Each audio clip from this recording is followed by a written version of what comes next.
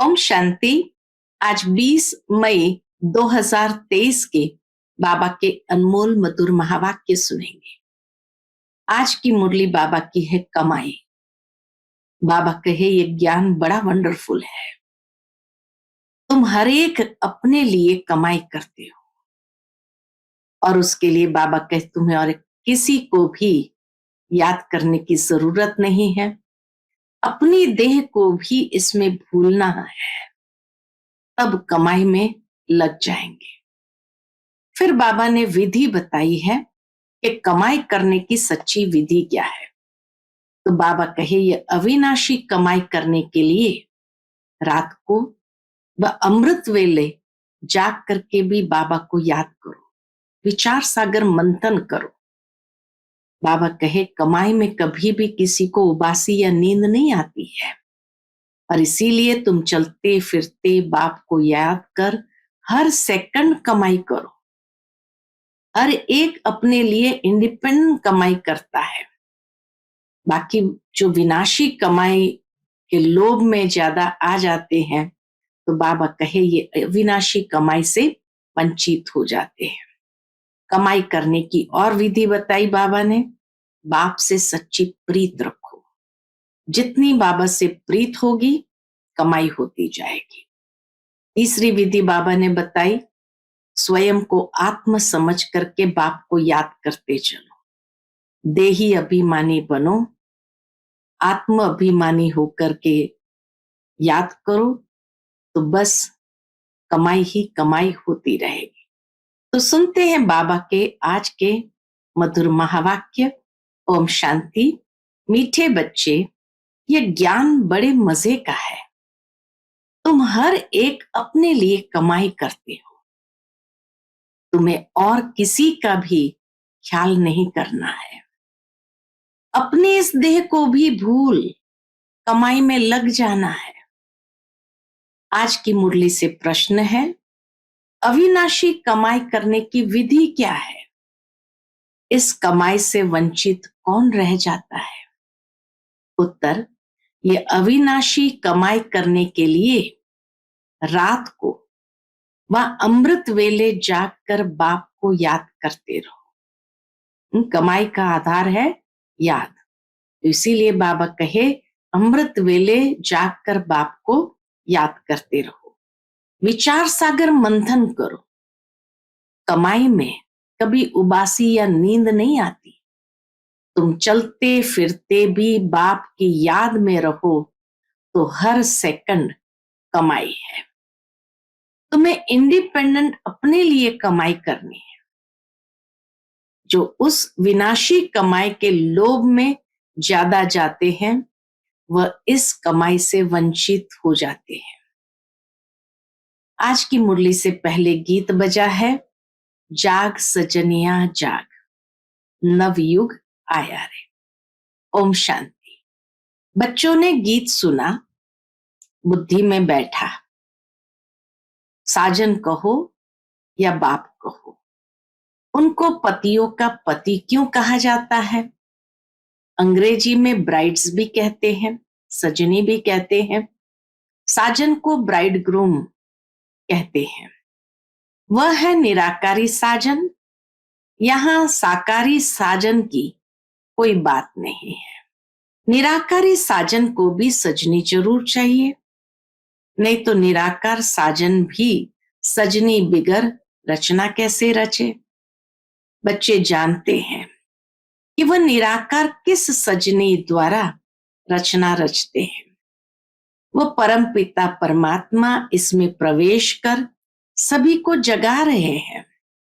बरोबर नवयुग अर्थात सतयुग सचखंड में जाने लिए हम यहाँ आए हैं।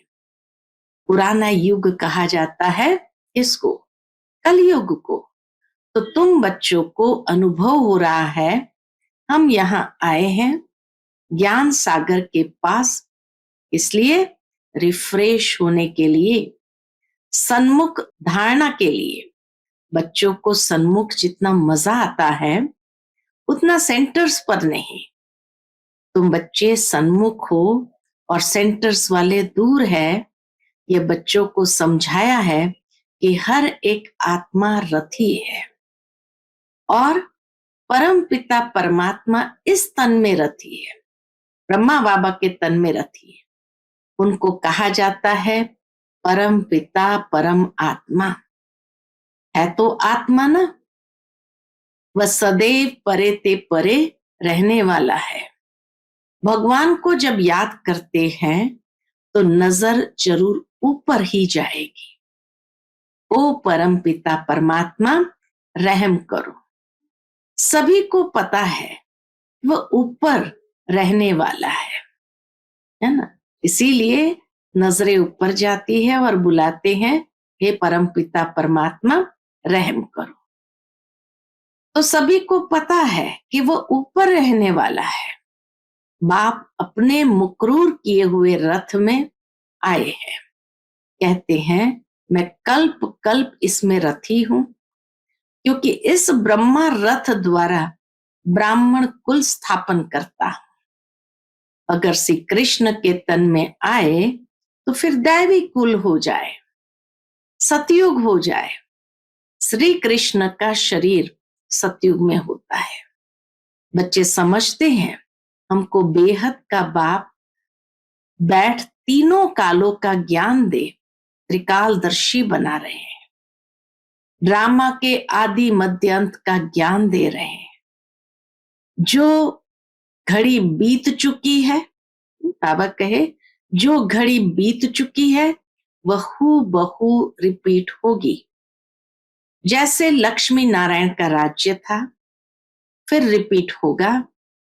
क्राइस्ट को भी अपना पार्ट रिपीट करना है, फिर उसी नाम रूप देश काल में आने वाले हैं। बाप कहते हैं मैं भी अपना निराकार रूप बदलकर साकार रूप में आया हूं। जरूर मनुष्य तन में आएगा तब तो सुनाएगा। शास्त्र में तो कच्छ मच्छ अवतार लिख दिया है। सर्वव्यापी के ज्ञान से समझते हैं कि वह सब में प्रवेश करता है। अब बाप स्वयं कहते हैं सजनिया मैं आया हूं तुमको जगाने, नई दुनिया स्थापन करने। जो सतयुग था वह अब फिर रिपीट होगा। अब नव युग आने वाला है। दुनिया समझती है नवयुग आने में 40,000 वर्ष पड़े हैं। यह मनुष्य की बड़ी भूल है। अभी बच्चे निश्चय बुद्धि हो गए हैं।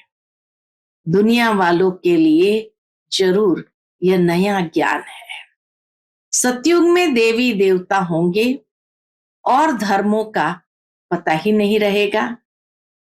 अभी और सब पुराने धर्म है, नया देवी देवता धर्म गुम हो गया है। फिर अब उस नए धर्म की स्थापना होती है। देवताओं के कुछ न कुछ चित्र है। समझते हैं सतयुग में बरोबर राज्य करते थे। वहां तुमको ये पता नहीं रहेगा, सतयुग में ये पता नहीं रहेगा कि लक्ष्मी नारायण के बाद कोई राम का राज्य आने वाला है। जो कुछ होता जाएगा तुम देखते जाएंगे। फिर कहेंगे एडवर्ड द फर्स्ट सेकंड, पीछे वालों को ये मालूम रहेगा कि फर्स्ट सेकंड एडवर्ड होकर गए हैं। आगे फिर कब होंगे यह नहीं जानेंगे। ड्रामा का पार्ट इमर्ज होता रहेगा। ड्रामा की नॉलेज बाबा ही समझाते हैं। वह भक्ति मार्ग की तीर्थ यात्रा, ड्रामा की नॉलेज बाबा ही समझाते हैं। वह भक्ति मार्ग की तीर्थ यात्रा बिल्कुल ही न्यारी है। यह है ज्ञान, बाप और वर्षे को याद करना। अभी तुम जानते हो सतयुग में इतना समय राज्य होगा, फिर त्रेता में राम सीता राज्य करेंगे। बच्चों को सीन सिनरियां देखने में आती है। तुमने 84 जन्म पूरे किए, यह बुद्धि में है। यह है नई नॉलेज। बाप कहते हैं मैं कल्प के संगम युग पर आता हूं। इस संगम पर परम पिता परमात्मा रथी बना है। हम रथी आत्मा को वापस ले जाने। इस संगम पर परम पिता परमात्मा रथी बना है, इसलिए हम रथी आत्मा को वापस ले जाने। हम सब रथी है, अपने को आत्मा समझना है। तुम बच्चे घड़ी घड़ी भूल जाते हो। हम आत्माओं ने 84 जन्मों का पाठ बजाया। अब बाबा आया है, हमको सारा राज समझाते हैं। पतित से आप समान पावन बनाते हैं। ये बेहद का एक ही बाप है जो बच्चों को आप समान बनाते हैं। लौकिक बाप कभी बच्चों को आप समान नहीं बनाते हैं। एक ही बाप के बच्चे कोई कारपेंटर होगा तो कोई सर्जन, कोई इंजीनियर होंगे। यहां ऐसा नहीं है। यहां तुम सभी मनुष्य से देवता बनते हो। तुम बैरिस्टर, सर्जन आदि नहीं बनते हो। तुम जानते हो परम पिता परमात्मा हमको पढ़ाते हैं, जिससे हम पढ़कर सो देवता बनते हैं। ऐसा स्कूल कहां भी नहीं देखा होगा जो सब कहे हम सो देवता पद पाने लिए पढ़ रहे हैं। दिन प्रतिदिन वृद्धि होती रहती है, फिर मकान भी वृद्धि को पाते जाएंगे। बच्चों का प्रभाव निकलेगा तो बहुत बुलाएंगे। यहाँ आकर हमको मनुष्य से देवता बनाने का राजयोग सिखाओ। बहुत वृद्धि होती जाएगी। बाप फिर भी बच्चों को कहते हैं, रात को अथवा अमृत वेले जागो। इसमें बहुत कमाई है। मनुष्य जो बहुत कमाई करने के शौकीन होते हैं, उनको रात को भी ग्राहक मिल जाते हैं तो जागते हैं। मनुष्य को संपत्ति 24 घंटे मिल जाए तो अपनी नींद भी फिटा देते हैं। कमाई में फिर नींद नहीं आती। कमाई नहीं होती तो फिर उबासी नींद आ जाती है। कमाई में बहुत खुशी होती है। पैसे बढ़ाने का ही मनुष्य प्रयत्न करते हैं कि हम सुखी रहे। बाकी पेट तो एक पांव रोटी ही मांगता है। तुम बच्चों को इस दुनिया में ममत्व नहीं रखना है। ज्यादा लोभ में नहीं जाना है। उसमें भी बुद्धि योग भागता है, फिर अविनाशी कमाई से वंचित हो जाते हैं। नहीं तो इस कमाई का बहुत ख्याल रखना है। तुम्हारी कमाई सेकंड बाय सेकंड है। फिर अगर चलते चलते बाप को याद करो तो बहुत भारी कमाई है। और कमाइयां ऐसे चलते फिरते होती है क्या? यह तो वंडरफुल कमाई है। इंडिपेंडेंट अपने लिए कमाई करते हो। लौकिक बाप को बच्चों का ख्याल रहता है। बच्चे सुखी रहे, खाते रहे, इसमें बाल बच्चे का ख्याल नहीं रहता है। इस कमाई में हम ही अपने लिए करते हैं। अपने लिए किस जन्मों की कमाई करें? कैसा मजे का ज्ञान है। बाबा कहे ये भी कैसा मजे का ज्ञान है। हर एक बच्चे को अपने लिए कमाई करनी है। बाल बच्चे, मित्र, संबंधियों को भी याद नहीं करना है। अपनी देह को भी याद नहीं करना है। बाबा को भले इस देह में आना पड़ता है, परंतु है तो देही अभिमानी। बाबा तो कभी देह अभिमान में नहीं आता है। इस समय देह में आते हैं, आकर तुम आत्माओं को नॉलेज देते हैं अथवा सहज कमाई का रास्ता बताते हैं। अगर तुम प्रैक्टिस करते रहो तो बहुत कमाई कर सकते हो। बाबा भी प्रैक्टिस करते हैं। बाप को याद करे तो आदत पड़ जाती है। अपने को भूल शिव बाबा याद रहता है, क्योंकि शिव बाबा की इसमें प्रवेशता है। ये बाबा समझता है मैं ब्रह्मांड का मालिक हूं। लौकिक बाप के बच्चे को रहता है ना कि हम बाप की मिल्कियत के हकदार हैं, तो इस ब्रह्मा बाबा को भी रहता है कि हम ब्रह्मांड के मालिक हैं। बाबा की प्रवेशता है ना, तो वह नशा रहता है। हम ब्रह्मांड के मालिक हैं, प्रॉपर्टी का भी मालिक हूं। शिव बाबा खुद तो विश्व का मालिक नहीं बनता है। बाबा कहे मैं ब्रह्मांड का मालिक तो विश्व का मालिक भी बनता हूं। ब्रह्मा बाबा को कितना नशा है कि मैं ब्रह्मांड का मालिक तो विश्व का भी मालिक बनता हूं। शिव बाबा ब्रह्मांड का मालिक विश्व का मालिक नहीं बनता है। बाबा सिर्फ ब्रह्मांड का मालिक है। तुम भी विश्व के मालिक बनते हो, ब्रह्मा बाबा की तरह हम भी बनते हैं। राजा चाहे प्रजा समझते हैं हम विश्व के मालिक हैं, जान गए हैं हम विश्व के मालिक हैं। ये समझने से भी खुशी का पारा चढ़ा रहेगा। गाया हुआ है अति इंद्रिय सुख पूछना हो तो किसको पूछो, तो गोपी वल्लभ के गोप गोपियों से पूछो। ऐसे नहीं कि गोपी वल्लभ से पूछो। वल्लभ बाप को कहा जाता है। वल्लभ बाप को तो विश्व के मालिक पने का सुख पाना नहीं है। वल्लभ को तो विश्व के मालिक पने का सुख पाना नहीं है। बाप कितना ऊंचा उठाते हैं। ये ब्रह्मा कहते हैं मैं भी अपने को ब्रह्मांड का मालिक समझता हूं। सारी दुनिया में कोई भी समझ नहीं सकते कि मैं ब्रह्मांड का मालिक हूं। बाबा कहे सारी दुनिया में यह कोई भी समझ नहीं सकते कि मैं ब्रह्मांड का मालिक हूं। ऐसे नहीं कि ब्रह्म में लीन हो जाएंगे। कहाँ ब्रह्म में लीन होना, कहाँ ब्रह्मांड का मालिक बनना, बहुत फर्क है। तुम जानते हो बाबा हमको विश्व का मालिक बनाते हैं। खुद बाप कहते हैं जागो सजनिया जागो, मैं हर एक बात तुमको नहीं समझाता। क्या तुम ब्रह्मांड के मालिक नहीं बने थे?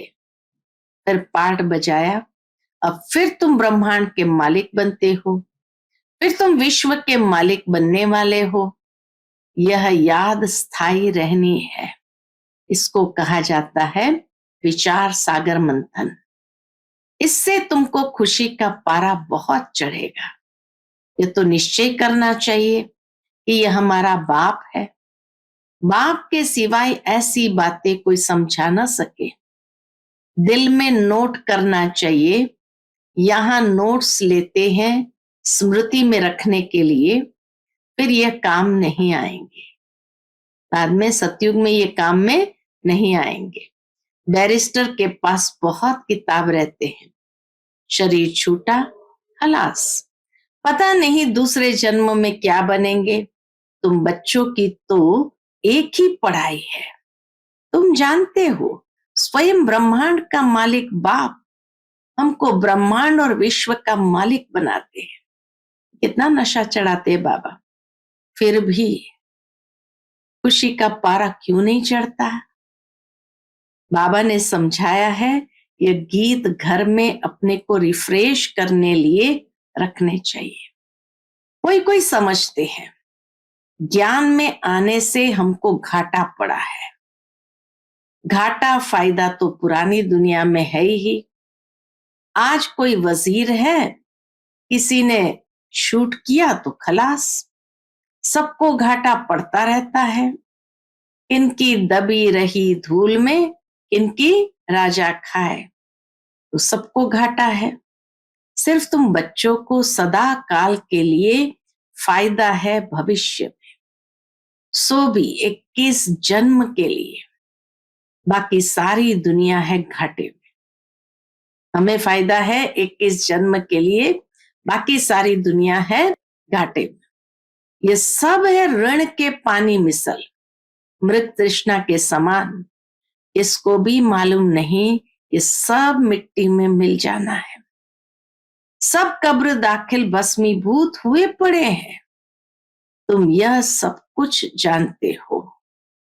तुम्हारे में भी जो बहुत होशियार है, उनको मालूम है ये दुनिया जैसे बंबोर है, सब कब्र दाखिल हो जाएंगे।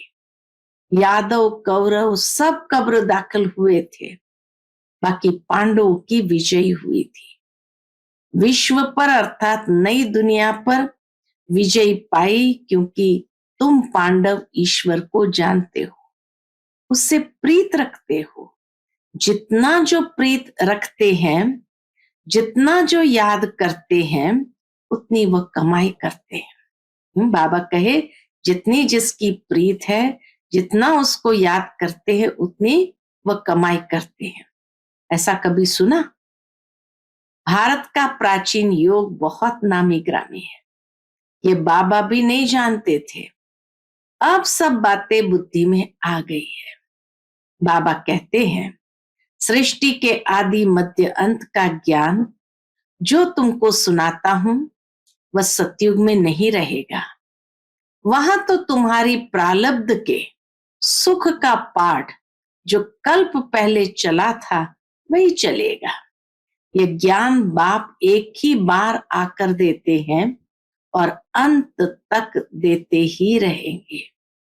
तुम भल कहां भी हो, शरीर छूटे तो शिव बाबा की याद हो, त्रिकालदर्शी पने का ज्ञान हो, ज्ञान अमृत मुख में हो, स्वदर्शन चक्र याद हो, तब प्राण तन से निकले। कहां वह भक्ति मार्ग की कहावत, कहां ये ज्ञान की बातें। मनुष्य जब मरने पर होते हैं तो हाथ में माला देते हैं, कहते हैं राम राम कहो तो सदगति हो जाएगी। परंतु राम कौन है, कहां है, कोई जानते नहीं। कोई राम को, कोई हनुमान को याद करते हैं। अनेकों को याद करना, इसको भक्ति कहा जाता है। अब तुम एक को ही याद करते हो, जो तुमको ज्ञान दे, तुम्हारी सदगति करते हैं। अच्छा, मीठे मीठे सिकिलदे बच्चों प्रति माता पिता बाप दादा का याद प्यार और गुड मॉर्निंग। रूहानी बाप की रूहानी बच्चों को नमस्ते। हम सब रूहानी बच्चों की रूहानी माता पिता बाप दादा को याद प्यार, गुड मॉर्निंग और नमस्ते। नमस्ते, शुक्रिया बाबा, शुक्रिया। आज की मुरली से धारणा के लिए मुख्य सार है। पहली पॉइंट, स्थायी खुशी में रहने के लिए विचार सागर मंथन करना है। नशे में रहना है कि हम ब्रह्मांड और विश्व के मालिक बनने वाले हैं। दूसरी पॉइंट, एक बाप से सच्ची प्रीत रख कमाई करनी है। हम आत्मा इस देह में रथी है। रथी समझ देही अभिमानी बनने का अभ्यास करना है। आज का बाप दादा का मधुर वरदान हम बच्चों के प्रति, नए ते नए, ऊंचे ते ऊंचे संकल्प द्वारा नई दुनिया की झलक दिखाने वाले श्रेष्ठ आत्मा भव। नए ते नए, ऊंचे ते ऊंचे संकल्प द्वारा नई दुनिया की झलक दिखाने वाले श्रेष्ठ आत्मा भव। नया दिन, नई रात तो सब कहते हैं, लेकिन आप श्रेष्ठ आत्माओं का हर सेकंड, हर संकल्प नए ते नया, ऊंचे ते ऊंचा, अच्छे ते अच्छा रहे। तो चारों ओर से नई दुनिया की झलक देखने का आवाज फैलेगा और नई दुनिया में आने की तैयारी में जुट जाएंगे। जैसे स्थापना के आदि में स्वप्न और साक्षात्कार की लीला विशेष रही, ऐसे अंत में भी यही लीला प्रत्यक्षता करने के निमित्त बनेगी। आज का स्लोगन है, माया जीत बनना है तो एक बाप को ही अपना कंपेनियन बनाओ और उसी की कंपनी में रहो। माया जीत बनना है तो एक बाप को ही अपना कंपेनियन बनाओ और उसी की कंपनी में रहो। अच्छा, Om Shanti. Click here to like, subscribe, and press the bell icon to stay updated with our latest videos.